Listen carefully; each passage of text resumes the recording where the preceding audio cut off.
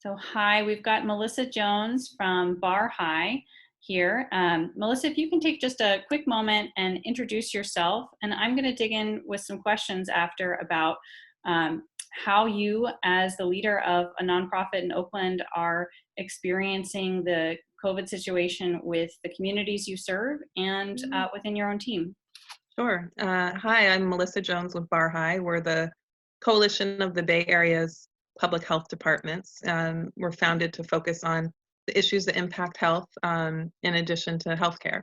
So issues like housing affordability and economic opportunity that are tied to life expectancy and how healthy people are throughout their lives. Thanks for that great intro to what you do. Um, I'm thinking a lot about how collaborative teams in the space at the port have described themselves in the past, including some of the members of your team. How are you guys dealing with collaboration while you're apart at this moment? Yeah, so we are very much using video technology. So we do a half-hour check-in every morning, which is important for our team, not just to see how people are doing for sure, but also because we're in response around COVID-19 and things change quickly. And so we're able to check in, see how people are doing on the work that they've got going and adjust as we need to. So we've been doing that. We have moved all of our meetings. We're a regional organization, so we were already 50% online for all of our meetings before this, but now everything is online. And so those have been the primary ways we've been focused on coping. Other than that, is there anything that internally you feel like is being done to help team morale? Yeah, so in addition to the check-ins, people are just kind of looking out for each other. On Thursdays, we do a checkout where we celebrate the things that have happened in the week. So we had a series of eviction moratoriums we're working on across the region. And so each week when those had passed, we celebrated those. We have many little actions that add up to the policy pieces that we're working on, and we celebrate those too. Um, and we give people a little space when they need, a little space to decompress. The other thing is for us, it can be hard to have such an unpredictable amount of time that people are working from home. And so we've made the decision in stretches of a month or 6 weeks about return even before we heard health orders. So for example, when the first health order was going to be expiring in early April, we had already decided that we were going to give people through May. And so we made that decision and everyone could plan ahead. So even if the order was lifted, there was more time. And we did that again now through July 15th, so that people who have kids at home don't need to be worried about whether they're coming into work or not in another couple of weeks, that we've got a plan that they can work from. That's really great that you're proactively looking at those very real life issues that we're all dealing with. I know, I have childcare as an issue on my plate too, thinking about return and for many of our members. So Yeah. it's really great to see companies that have leadership kind of planning ahead in a way that helps their employees really feel like they're a part of the process. Um, how is your team struggling with like any burnout from the abundance of virtual opportunities? Are you able to like identify and prioritize what content is going to resonate most, or is there just a ton inundating everyone right now? Do you mean webinars, like learning opportunities? Yeah, Or webinars, virtual meetings, everything happening. I had a virtual family reunion, and it was right after my uncle was on a virtual retirement party. So it's like back-to-back schedules of interfacing with your computer. It's a really different way of working and being for most of us. Yeah, it is. Somebody told me the other day that she felt like the Zoom calls were more. This was not one of our staff, just somebody that we talk with quite a bit, and she said that she felt the Zoom calls were more draining because she's always seeing her face and worried about how the faces she makes as she listens. And so I definitely can understand that. Um, I don't know. I mean, so we try not to be scheduled back to back. We have a way that we coordinate scheduling on those kinds of items. Yeah. And we, in those morning meetings, we really differentiate work. Each person takes a particular piece, Mm. and they run that piece forward. And so that's how we've been focused on this right now.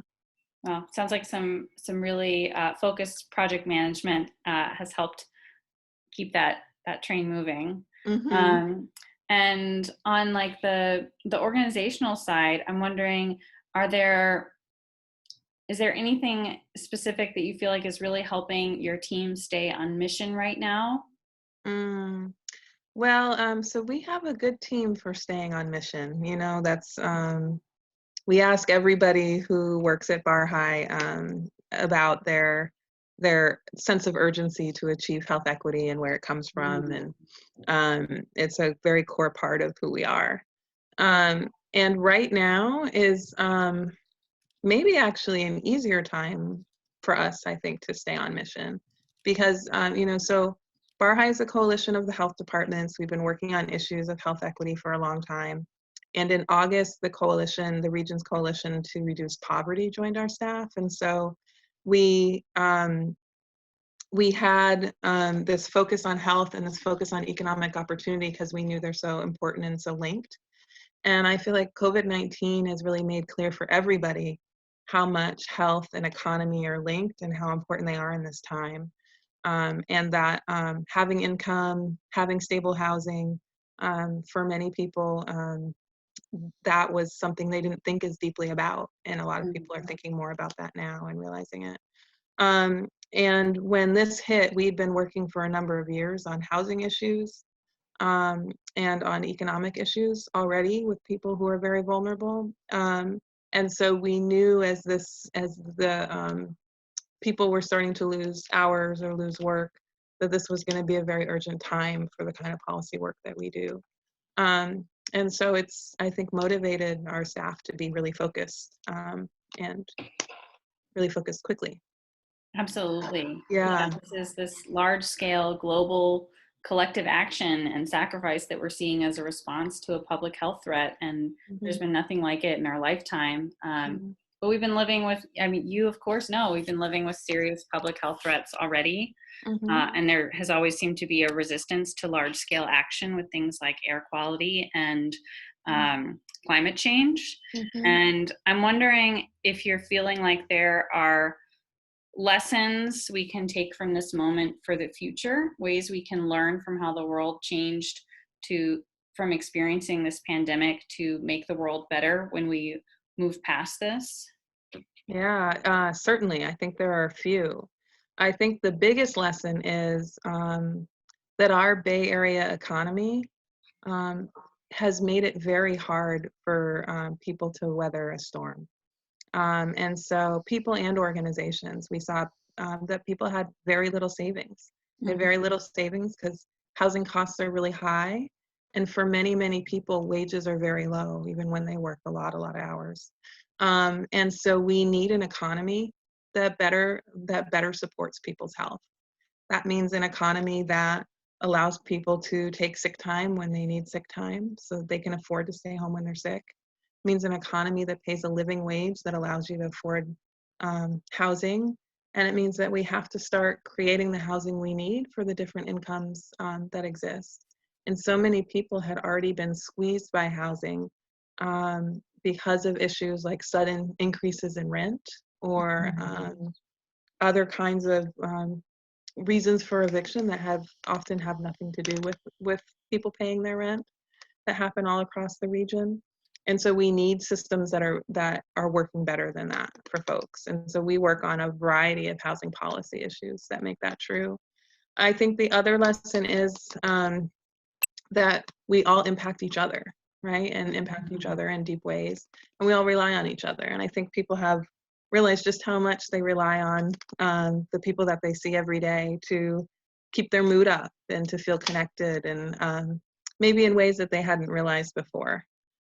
So there's a lot of work I think we have to do to reconnect people and to really create stability in that way.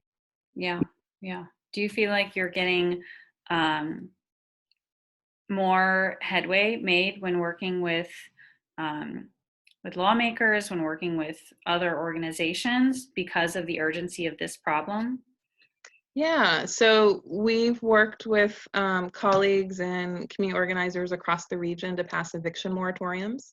So eviction moratoriums passed in 8 of the 9 Bay Area counties, so that if people had lost their wages and weren't able to pay their rent, they wouldn't suddenly be homeless as well, Hmm. because we know that has such huge impacts on health.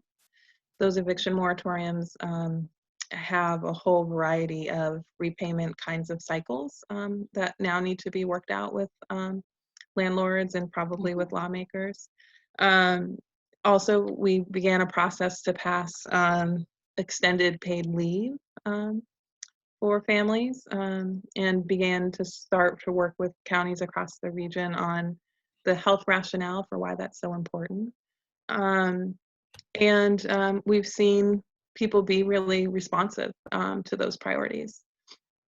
We've also seen and worked with people from across the region focused on park access, because early on there were a number of park closures that Hmm. actually meant for a lot of communities not as close to parks that they weren't going to have access to parks at all, right? If you close parking lots and other places and you don't live by a park, that means you can't get outside to parks. Hmm. And so we issued a paper on equitable park access. We worked with the parks directors across the regions and the deputy health officers to come up with a plan that was a safe way for people to be in the parks. And we've been working on that and created a series of recommendations, including some of the street closures that give people more room to ride and kids more room to ride around on their bikes in the Yeah, small. I tried one of the slow streets yesterday, pushing the stroller down. Yeah. Yeah. Yeah, it's been interesting to see how, in some ways, certain change that hasn't been able to happen is happening really quickly, even if it's just temporary, Yeah. as far as, changing how we're using the roads. Mhm. Um, yeah, and I'm wondering, are there any unexpected changes resulting from Hmm. this time that have surprised you? Hmm.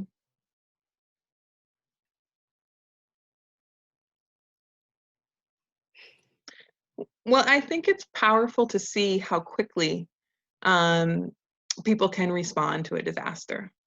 And I think that we've seen that now. And I think people have been talking about housing as a housing crisis for a long time and talking about income inequality in the same way. And it really it reminds me that we have a moment where we can think really transformationally and differently than we have before about what the solutions are. Mm, And so I'm hoping that that's what we take from this moment. yeah, that's great. Yeah. Wow, I feel there's so few times going through this that I feel like a lot of optimism hearing something that's coming out of this. So I definitely feel a lot hearing from you. So and especially as the issues you're already working on are kind of near and dear to my heart as an Oakland resident, as a person who wants to continue to afford to live here. So I thank you for all the work that you're doing. Oh, yes. Well, thank you. Yeah, my pleasure. Well, thanks for chatting with me about how everything's going and the incredible work you've been able to do, and how I guess your work has really been thrust into the spotlight right now, especially dealing with public health. Yes. Well, I will let you go on because I know that we all have a lot of things happening scheduled back to back. So just thank you so much, and hopefully I'll be seeing you around in the future, virtually Yes. or in person. Yes. Thank All you. right, Have a great day. you too. Bye, Melissa. Bye.